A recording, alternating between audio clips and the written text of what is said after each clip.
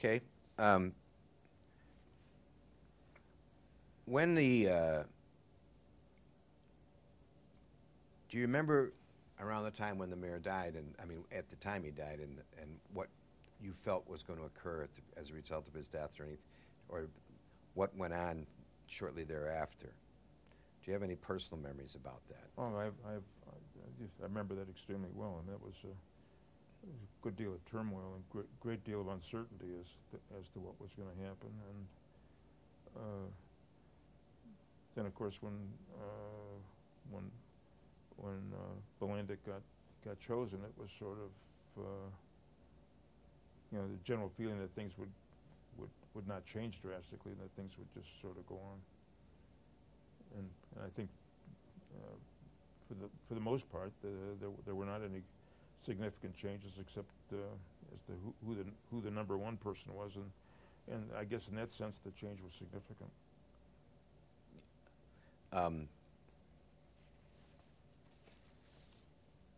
But you, there was an interesting story, and this was in '77, where you were in the Bismarck actually helping out on election night when Belandic was elected. You and Arnold and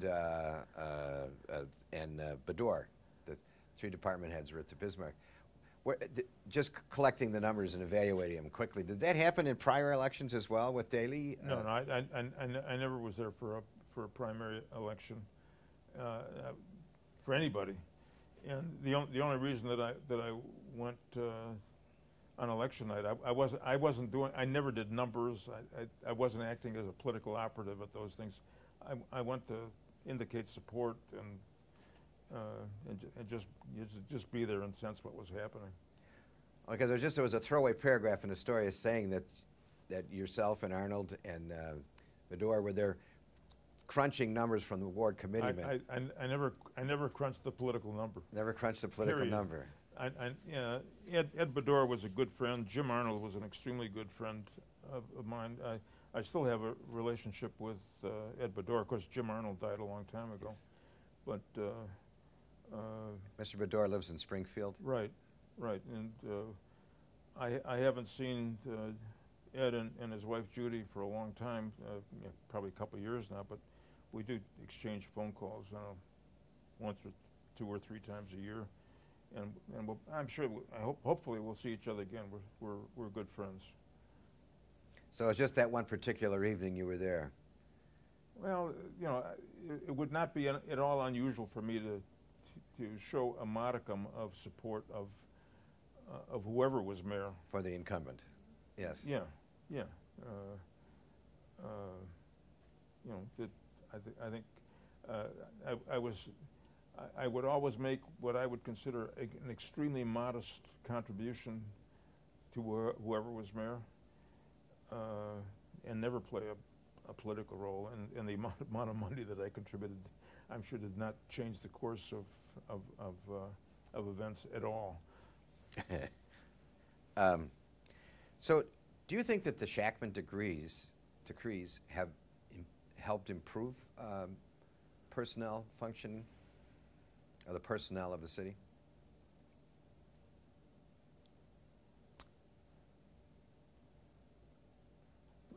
Probably not as much as it should have. I think the Shachtman provisions, probably by and large, are much too complicated.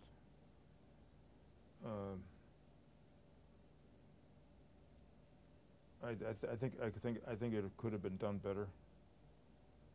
I think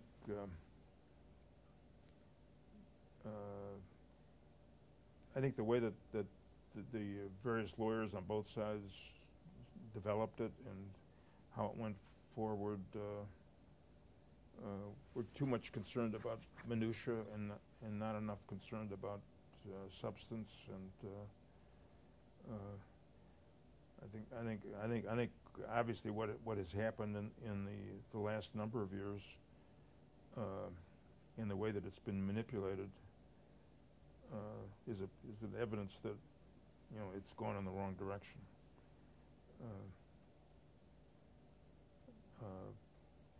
I think if there'd been much more attention paid to making sure that that you had a strong Department of Personnel, would have been much more effective. You know, I think the fact that the department is as weak and as off to the side as it is now is a lot of what's caused the problem. What happened when, and this is, I'm going way up, and when Shaw passed that, the city council eliminated the personnel code? Shaw? Yeah, he was the alderman who introduced it, and you were at lunch when it happened. I mean, you were quoted as being at lunch when it happened. I mean, you said you were at lunch. I was at a professional meeting. I can remember I was at an American Society for Public Administration luncheon, and the reason that I reacted to Shaw was that I don't think that he took that action without having some approval from some other source. Correct. Some unnamed source. Right. And when I came back from lunch, there was there had to be 25 or 30 phone calls, most of them from media. And with the kind of quick mind that I have, I knew there was a problem. I mean, some people may not have picked it up. And I decided that I better check on things before. I made a few phone calls, you know, before I started responding to the phone calls that I had, and found out that this thing had come up, and the rules had been suspended, and they had taken action to eliminate the requirements of the personnel ordinance, and I immediately called and actually I was due for a meeting with the Corporation Council and Mayor Byrne that was coming up in a matter of a few minutes on a totally different issue. I can't remember what it was, but went up there, went to the meeting, and then I told the mayor that I needed to bring something else up. I explained that I'd heard that this had happened, and that I felt that it was absolutely unacceptable, and as I recall, she indicated that she was as surprised as I was, and I told her that I was going to have to come out personally very strongly against it, and that I wanted her to understand that, and she told me to do whatever I thought was the right thing to do. And so I got back, I started making phone calls and telling people that this was ridiculous and not in the interest of good government, and you know, there should be, this should not be you know, become the law, and it was important to make sure that the system stayed strong and was in favor of good government. And as it turned out, she took the whole thing to heart, and of course the Civic Federation and right. a lot of the do-good organizations took up the cudgels and started beating the drums a little bit, and a couple of days later she vetoed the thing, so it never did come to pass. Okay, she vetoed it. That's yeah. Okay.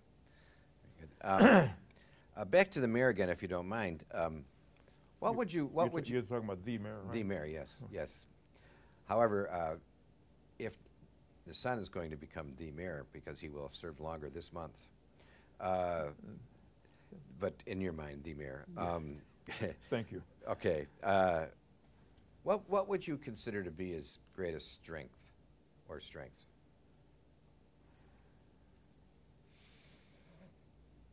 Well, he certainly had an incredibly strong grasp of the different functions of government.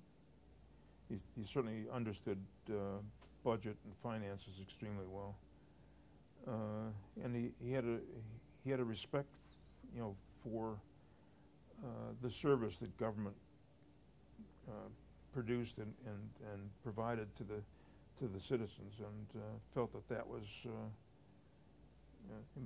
I mean, that seemed to come through in his every action.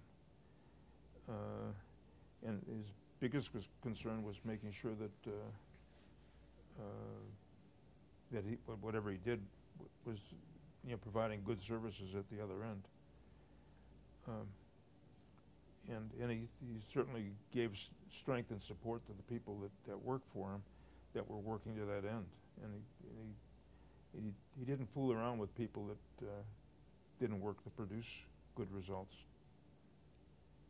And no one is perfect. So what do you think? What area was he weak in, if any, in your mind? Well, he certainly couldn't control the color of his face when he when he got angry. But I guess that's not a negative thing. No. You could really tell when he got angry about something, and I think I think that worked to his detriment. I think in a lot of ways he was not able to always articulate what he was trying to say, and doing it in a way that was going to win a lot of people over. But the fact that he was regarded as the boss, I think worked to cover up the kinds of interests that he had in good government and making sure that things got done properly. And I guess he probably had little or no control over that kind of image, because I mean, of his own background and the kinds of ways that he grew up in the context that he had as a kid. I think that all showed, coming from that kind of a background, and then being the head of a city as it was going through the kinds of changes that it was going through, and being able to respond to it, and not only keep control, but to make things move forward, I think was remarkable. 5 minutes, and then this tape. Now, when you say he's at times inarticulate, are you talking about publicly because, or are you talking about publicly and privately? Oh no, I'm talking. He was never inarticulate privately. If he had a problem in that regard, is that sometimes you had to figure out what he really wanted, and sometimes you had to go to somebody else to say, this is what he said to me. What am I supposed to do? I mean, that would happen at least some of the time. You knew that he was upset about something, but you weren't exactly sure what the result was that he wanted to reach. And so sometimes he wasn't as explicit as he should have been in terms of giving an instruction. Other times you knew damn well what he wanted. Well, why do you think that he was times when he was inexplicit? Protecting what he really wanted because maybe what he wanted wasn't exactly what he would want anybody to hear or have him say he wanted. I don't think it was that so much as that. Sometimes I think he didn't want to come across like he was, pushing you. That he was trying to give you an idea which direction to go in, and that he sort of expected you to pick it up and go with it. But it always seemed to work out okay, because you when you weren't sure, you knew exactly who to go to and get some more information or get some advice. And I never made a wrong decision based on that kind of a situation.